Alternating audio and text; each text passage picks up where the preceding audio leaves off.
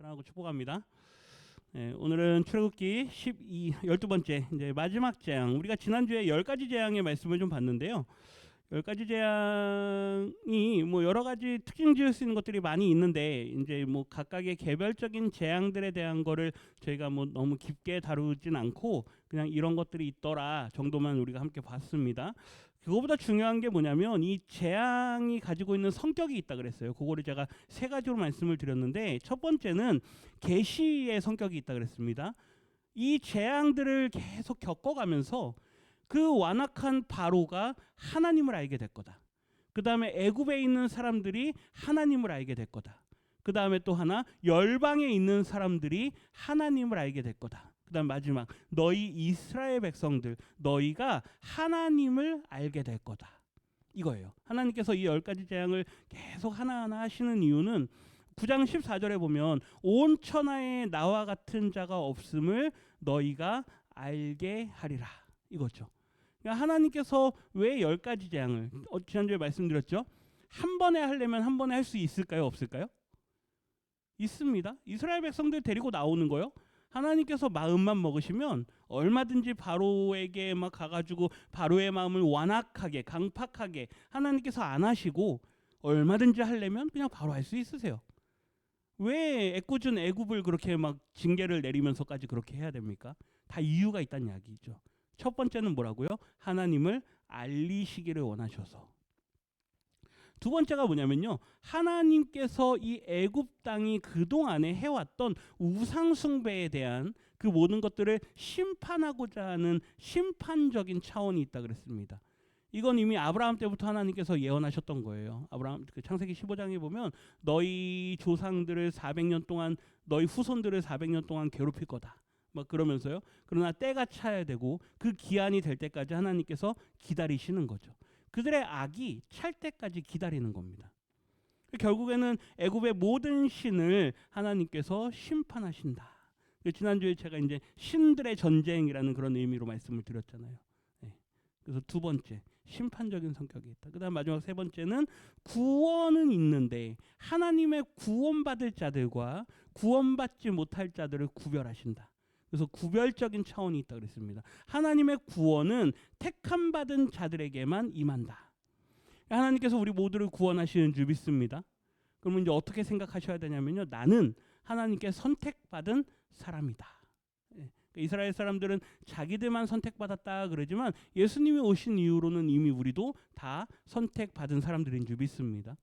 이 세 가지, 하나님의 자기 계시, 그 다음에 심판하시는 거, 그리고 구원을 구별하신다라고 하는 거. 이 세 가지의 의미를 이 10가지 재앙 안에 다 담는 겁니다. 그리고 이제 오늘 마지막 이제 9가지 흑암 재앙은 다 지난 다음에 흑암은 죽음을 상징한다 그랬습니다. 3일 동안 흑암이 임할 건데 생명이 멈추는 시간이에요. 모든 활동이 정지되는 시간입니다. 그러니까 잠시 잠깐 죽음을 경험하는 거죠. 맛보는 거예요. 너희들이 움직이지 못하고 모든 백성들이 움직이지 못하더라 그러잖아요. 그러니까 그거는 죽음을 경험하는 거예요. 맛보는 거예요. 그러면 뭐 해야 될까요? 깨달아야 돼요. 아, 정말로 이러다가 뭐 하겠구나. 죽겠구나. 그렇죠? 야, 이거 하나님 말씀 안 들었다가는 이러다가는 정말로 죽겠구나. 사실은 앞에 다 그런 거예요. 피재앙, 뭐 이재앙, 뭐 독종이 나오고 막 이런 것들이 다 그런 관련된 건데 깨닫지 못합니다. 9가지 재앙이 있을 때까지도 그들이 깨닫지 못하니까 오늘 보면 11장 이제 내가 이제 한 가지 재앙을 바로와 애굽에 내린 후에야 그가 너희를 여기서 내보내리라. 정말로 죽음을 경험한 후에야 그 말이죠. 맛보는 걸로는 안 된다 이거죠. 맛보는 걸로는 안 되고 정말로 죽음을 경험하여야만 하겠다. 네. 하나님께서 우리에게요 늘 사인을 보내세요. 나에게 돌이키라. 나에게 돌이키라. 때로는 우리의 육신의 건강의 문제로, 때로는 뭐 우리의 가정의 사업의 문제로, 뭐 자녀들의 문제로, 뭐 내 직장의 문제로 여러 가지 관계 속에서 하나님께서 우리에게 사인을 주세요. 뭐 하라고요? 나에게로 돌이키라. 너 지금 너무 많이 나갔어. 지금 너무 많이 저쪽으로 간 것 같아. 그러니 지금 뭐 하라? 돌아오라. 라고 우리에게 사인을 주실 때 우리는 그걸 깨달을 수 있어야 돼요. 때로는 우리의 잘못 때문에 되어지는 일들도 있지만 때로는 하나님의 경고도 있는 줄 믿습니다. 그걸 분별해서 들어야 돼요. 그러할 때 하나님의 죽음을 경험하지 않게 되는 거죠. 근데 사람들은 다 죽음을 경험해서야, 그죠? 천부여 의지 없어서 손 들고 옵니다. 이렇게 되는 거예요. 그러기 전에 돌아오면 얼마나 복이겠습니까? 그가 너를 보낼 때에는, 여기서 보세요. 여기서 반드시 다 쫓아내리니. 학을 떼며 내보낸다는 이야기예요. 이게 그냥 좋은 마음으로 내보낸다가 아니고요. 야, 버티다 이젠 도저히 내가 안 되겠다. 너네 다 뭐 해버려? 나가 버려, 이거예요. 그들이 쫓아 밀어낸다는 이야기예요. 도저히 그들을 밀어내지 않으면 자기들이 살 수가 없으니까. 예. 이게 하나님의 일하시는 방법이죠. 이 모든 것들이 말씀드렸습니다. 이미 창세기 15장에 예언이 되어 있었던 거죠. 15장 13절에 보면 하나님께서 밤에 하나님께서 아브라함에게 찾아오세요. 그러면서 이제 언약을 또 하세요. 저 별과 같이 너의 자손들을 많게 하겠다. 그러면서 하시는 말씀 중에 하나가, 첫 번째, 내 자손이 이방에서 객이 되어 그들을 섬기겠고 그들은 400년 동안 내 자손을 괴롭힐 거다. 이건 이미 성취가 되었습니다. 그렇죠? 얼마나 고통스러워했습니까? 이미 그게 성취가 됐어요. 두 번째, 14절에 보면 그들이 섬기는 나라를 내가 뭐 할 거다? 징벌할 거다. 아까 그랬죠? 심판의 성격이 있다 그랬습니다. 하나님께서 징벌하신다 그랬어요. 근데 정말로 10가지 재앙으로 그들을 징벌하십니다. 하나님은 언약의 하나님이십니다. 제가 이 출애굽기 하면서 여호와라는 이름을 가르쳐 주실 때는 어떤 이름이냐? 언약의 하나님이다. 그 의미라 그랬습니다. 내가 너희 조상 아브라함과 맺은 그 언약을 내가 하나하나 다 따박따박 다 실천하겠다. 약속한 대로 내가 다 갚아주겠다. 그런 하나님이란 이야기죠. 그 후에 내 자손이, 세 번째, 큰 재물을 이끌고 나오리라. 이 무슨 말입니까? 너희가 400년 동안 이 애굽 땅에서 일하면서 너희들이 열심히 일했잖아. 그러니 이제 은퇴할 때가 됐으니, 퇴직할 때가 됐으니 뭘 챙겨 나와라? 퇴직금 챙겨 나와라, 그 말입니다. 그냥 빈손으로 나오는 게 아니고요. 내가 너희들이 나올 때 400년 동안 열심히 거기서 노역을 했으니 그거에 대한 정당한 내가 대가를 다 치르게 하겠다. 다 갚아주겠다. 우리 성도님들이 이 땅에서 살아가는 게 고되지 않으십니까? 힘드시잖아요. 이거 다 살고 나면 하나님께서 하나님의 나라로 우리를 들이실 때 뭐 하신다고요? 다 갚아 주신다고요. 뭐 어떤 사람들은 이렇게 설명해요. 그거를 하나님께서 우리에게 상급으로 주신다. 이렇게 설명하는 사람들도 있어요. 뭐 일정 부분 부정하진 않습니다. 하나님께서 우리에게 주실 상급이 있을 겁니다. 또 어떤 사람들은 하나님께서 우리에게 면류관을 씌워 주신다. 자랑의 면류관, 그죠? 생명의 면류관, 뭐 이런 면류관들을 우리에게 씌워 주신다. 다 같은 말이에요. 근데 이렇게도 표현하고 저렇게도 표현이 되는 거죠. 중요한 거, 하나님께서는 뭐 하신다고요? 갚아 주신다고요. 그러니까 이 땅에서의 삶을 헛수고했다라고 생각하시면 안 되는 줄 믿습니다. 그러니 사랑하는 형제들아, 견실하라. 흔들리지 마라. 너희 수고가 주 안에서 헛되지 않은 줄 알미라. 사도 바울의 고백이에요. 우리의 하는 수고는 다 헛되지 않기 때문에. 여기서 그러니까 내가 뭐 봉사한 거를 뭐 목사님이 안 알아주네, 뭐 누구 권사님이 안 알아주네, 누가 칭찬을 안 하네, 그런다고 해서요 마음에 시험 드실 이유가 없습니다. 정말 부탁드립니다. 저도 뭐 칭찬이 뭐 그렇게 막 넘치는 사람은 아니잖아요. 저도 뭐 인색하면 인색한 사람 같아요. 잘 몰라줄 때도 있고요. 뭐 그런다고 해서 내가 이거 했는데 칭찬도 안 하고 그러지 마시고요. 누가 기억하신다? 하나님께서 기억하신다. 예. 그 마음으로요, 이 땅에서 하는 모든 수고들을 기쁨으로 감당하시기를 부탁드립니다. 하나님께서요 다 이끌고 나오리라. 이미 예언하셨어요. 보세요. 오늘 본문 11장 2절 같이 읽습니다. 백성에게 말하여 사람들에게 각기 이웃들에게 은금 패물을 구하게 하라 하시더니, 하나님께서 모세한테 그러세요. 가서 이스라엘 백성들한테 가서 말해라. 너희 이스라엘 백성들아, 너희들은 지금부터 사람들에게 다 다니면서 뭘 내놔라. 은금 패물을 내놔라. 지금 종으로 부리던 사람들이에요. 이스라엘 사람들은. 그죠? 애굽 사람들이 이스라엘 사람들을 종으로 부렸어요. 하대하고 막대했던 사람들이에요. 그런데 그들이 갑자기 와가지고 나 나갈 테니 뭐 해달라? 정산해 달라, 퇴직금 달라. 그럼 주겠습니까? 이 말을 듣고 이스라엘 백성들이 갈 수 있겠습니까? 갈 수 있을까요? 맨날 천시받던 사람들인데, 노역을 늘 명령을 받던 사람들인데, 그 두려운 마음이 그들에게 얼마나 크겠습니까? 그런데 하나님께서요, 담대하게 가서 말하라라고 말씀하세요. 예, 그 말을 할 수 있는 환경과 여건까지도 누가 만들겠다? 하나님께서 만들겠다, 그 말입니다. 아멘이십니까? 예, 그냥 가서 말해라가 아니에요. 그냥 가서 말하라 그러면 말 못해요. 얼마나 두렵겠습니까? 주인 같은 사람들인데. 그러니까 3절 보세요. 같이 읽겠습니다. 여호와께서 그 백성으로 애굽 사람의 은혜를 받게 하셨고, 여기까지 먼저 봅니다. 누가 하셨다고요? 하나님께서 그 백성, 이스라엘 백성들로 하여금 애굽 사람들로부터, 여기 은혜가 이제 호의예요. 호의를 받게 하셨다. 애굽 사람들이 호의 베풀까요? 안 베풀어도 되는 사람들이에요. 오히려 나간다 그러면 붙잡아 놓고 더 일시켜야 되는 사람들이에요. 노동력이 빠져나가는데 그거를 그들에게 호의를 베풀면서 잘 가고, 갈 때 그냥 가지 말고 이것도 가져가고 막 은금 다 챙겨주게 생겼습니까? 아니잖아요. 그렇죠? 누가 하신다고요? 하나님께서. 왜 하실까요? 이미 언약하셨기 때문에. 이겁니다. 이미 뭐 하셨다고요? 언약하셨기 때문에. 이미 벌써 아브라함하고요, 하나님께서 다 언약하셨어요. 이 말이 무슨 말이냐면 하나님은 계획하셨다는 이야기입니다.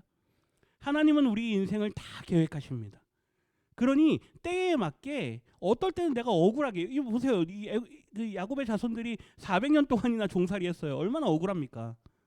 그런데 그것도 누구의 계획이다? 하나님의 계획이다. 그러나 때가 되면 하나님께서 인도하신다. 그리고 약속하신 걸 다 이루시는 하나님, 그 하나님을 믿으라라고 하는 거죠. 그게 우리의 믿음인 줄 믿습니다. 도대체 뭘 믿느냐 할 때요, 이 하나님을 믿는다라고 말해야 돼요. 도대체 뭐 때문에 교회 다니십니까?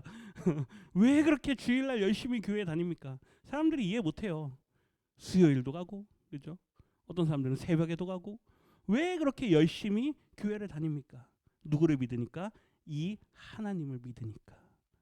언약의 신실하신 하나님을 믿으면 이렇게 된다는 이야기죠. 뒤에 보세요. 또 그 사람 모세는, 이제 보세요. 모세는 애굽 땅에 있는 바로의 신하. 처음에 모세를요, 저 살인자 이랬습니다. 모든 사람들이 알았어요. 모세가 도망갔거든요. 사람 죽이고. 나중에 돌아왔을 때 저 뭐야, 살인자 아니야? 옛날에 사람 죽이고 도망갔다가 40년이 지나서 온 사람, 그 사람 아니야? 뭐 이렇게 소문이 났을 거예요. 또 백성들의 눈에 어떻게요? 아주 위대하게 보이게 됩니다. 하나님께서는 우리를 그렇게 만드시는 줄 믿습니다. 하나님을 믿고 사시면 사람들이 우리의 모습을 보면서 저 사람 보면 정말로 하나님 믿는 사람인 거 보니까 정말 다른 것 같아. 하나님이 함께 하시니까 정말 다른 것 같아. 이런 소리를 들으시기를 부탁드립니다. 내 말씀드렸잖아요. 아유, 교회 다닌다는데 더해 더. 그렇죠? 저 안 믿는, 교회 안 다니는 사람들보다 더 악해. 기왕이면 손해를 보시더라도 그들에게 복음이 전파되는데 조금이라도 도움이 될 수 있다면 그렇게 살아가시기를 주님의 이름으로 부탁드립니다. 그게 위대하게 보이는 거예요. 네. 하나님이 볼 때, 세상 사람들이 볼 때, 참 저분 참 품격 있다. 위대하다. 4절 한번 읽겠습니다. 4절입니다. 모세가 바로에게 이르되 여호와께서 이와 같이 말씀하시기를 밤중에 내가 애굽 가운데로 들어가리니. 5절 애굽 땅에 있는 모든 처음 난 것은 왕위에 앉아 있는 바로의 장자로부터 맷돌 뒤에 있는 몸종의 장자와 모든 가축의 처음 난 것까지 죽으리니. 아멘. 4절 보세요. 이제 하나님께서 드디어 이제 마지막 10번째 심판을 말씀하십니다. 밤중에 내가 들어가겠다. 네. 아무도 대비하지 못하고 있을 때, 모든 사람이 다 경계를 느슨하게 하고 있을 때, 그때 하나님께서 도적과 같이 들어가겠다. 내가는 하나님이에요. 내가 그들에게 들어가겠다. 우리 이제 나중에 6월절 말씀 볼 텐데 그때는 죽음의 사자가 이렇게 돼 있거든요. 근데 하나님께서 직접 말씀하세요. 누가 들어갈 거다? 이거는 내가 들어가는 거다. 하나님이 하시는 겁니다. 애굽 가운데로 내가 들어가리니. 애굽 땅에 있는 모든 처음 난 것은 보세요. 왕 위에 앉아 있는 바로의 첫째 아들이나 맷돌은 일하는 걸 상징하는 거예요. 맷돌 뒤에 있는 몸종의 장자나 지위 고하를 상관없이, 그렇죠? 모든 애굽에 첫 번째 태어난 거, 그 중에서 가축까지도 하나님께서 다 뭐 하시겠다? 죽이시겠다. 얼마나 두렵습니까? 사람들이 아무도 그걸 예상하지 못하고, 사람들이 아무도 그걸 생각도 못하고 있을 때 하나님께서 그들에게 그렇게 임하신다라는 거. 보세요. 6절은 더 무서운데요. 애굽 온 땅에 전무후무한, 이전에도 없었고 앞으로도 없을 큰 부르짖음이 있으리라. 이 치아까라는 게 이제 절규거든요. 절규하다 할 때 그 절규인데, 이게 출애굽기 3장에 하나님께서 들으시는 게 있어요. 이스라엘 백성들의 노역이 막 고대지니까 하나님께서 보세요. 그들의 부르짖음을 뭐 하셨다? 들으셨다. 이스라엘 백성들이 도저히 못 살겠다라고 부르짖을 때 그게 치아까예요. 그 소리를 하나님께서 들으셨잖아요. 근데 이제 반대로 역전시키셔서, 우리 운동 경기 할 때 지고 있다가 이기는 걸 뭐라 그럽니까? 역전한다 그러잖아요. 하나님은요 역전의 명수세요. 처음엔 지고 있는 것 같은데, 예수님은 죽음에서 지고 계시는 것 같은데 어떻게 하십니까? 부활하시잖아요. 역전하시는 거예요. 그것처럼 그들이 처음에는 지고 있는 것처럼 절규하며 부르짖으며 하나님 우리 도저히 못 살겠습니다 라고 하고 있을 때 하나님께서 그걸 뒤집으세요. 너희 애굽에 있는 모든 자들의 첫 번째 것들을 내가 칠 때 너희가 뭐 할 거다? 부르짖을 거다. 너희에게서 곡소리가 날 거다. 얼마나 두렵습니까? 이러한 두려운 심판이 임한다는 이야기죠. 그런데 제가 계속 말씀드리지만 이 두려움은 믿지 않는 자들에게 임하는 두려움입니다. 반대로 믿는 자들에게는 그 소리가요 얼마나 달콤한 소리가 돼야 되는지 모릅니다. 물론 안타까울 수 있어요. 믿지 않는 자들을 보면서요, 내 이웃인데, 어떤 때는 내 형제인데, 정말 죄송합니다. 어떨 때는 내 부모인데, 그럴 수도 있어요. 그들이 끝까지 돌이키지 않는 것에 대해서 우리가 얼마나 안타까울 수 있겠습니까? 그런데 또 한편으로 우리가 그 죽음에서 구원받았다라는 사실, 그 사실에 우리가 하나님 앞에 감사할 수밖에 없게 된다는 이야기죠. 이 큰 부르짖음, 이 고통, 심판의 고통이요 얼마나 큰지 깨달아야만 하는 줄 믿습니다. 우리가 예수를 믿지 않음으로 인해서 받게 될 그 심판, 최후 심판 때 우리가 지옥에 떨어질 때 그 고통이요 얼마나 큰지 알아야 돼요. 그걸 말씀에서 계속 보여줘요. 근데 사람들은 그걸 받아들이지 않죠. 영원한 하나님의 나라가 얼마나 즐거운 곳인지 성경은 계속 우리에게 보여줘요. 그런데 사람들은 그걸 받아들이지 않습니다. 바라기는 이곳에 계신 우리 성도님들은 그 하나님의 나라를, 기쁨의 나라를, 오늘 아까 춤추고 즐거워하는 그 하나님의 나라, 그 나라를 마음껏 누리실 수 있게 되기를 주님의 이름으로 부탁드립니다. 반대로 내 형제 자매가 걱정이 되신다면 더 기도하셔야 돼요. 내 부모가 걱정이 되면 더 기도하시고, 어떻게 해서든 그들을 위해서 기도하며 그들을 구원의 길로 인도할 수 있도록 하셔야 돼요. 그래서 가족 구원이 제일 힘들잖아요. 그 가족 구원을 위해서요 정말 열심히 하셔야 되는 줄 믿습니다. 7절인데요. 7절 보세요. 두려울 수 없는 이유는 노란색 글씨만 봅니다. 애굽 사람과 이스라엘 사이를 뭐 하신다고요? 구별하신다고요. 하나님은 우리를 위해서 그렇게 구별하신다 그랬어요. 애굽 사람과 이스라엘을 구별하겠다. 그래서요. 이거 같이 읽고 끝내겠습니다. 하나님의 마지막 재앙은 곧 구원의 문턱이다. 하나님의 말씀 앞에서 돌이키는 자만이 구원을 얻는다. 하나님께서요 나중에 이제 다음에 이제 보겠지만 이제 살아남는 방법을 알려주시잖아요. 양을 잡고 피를 바르고 뭐 이렇게 해서 하잖아요. 그때 같이 그걸 믿고 속해서 있었던 사람들이 있었어요.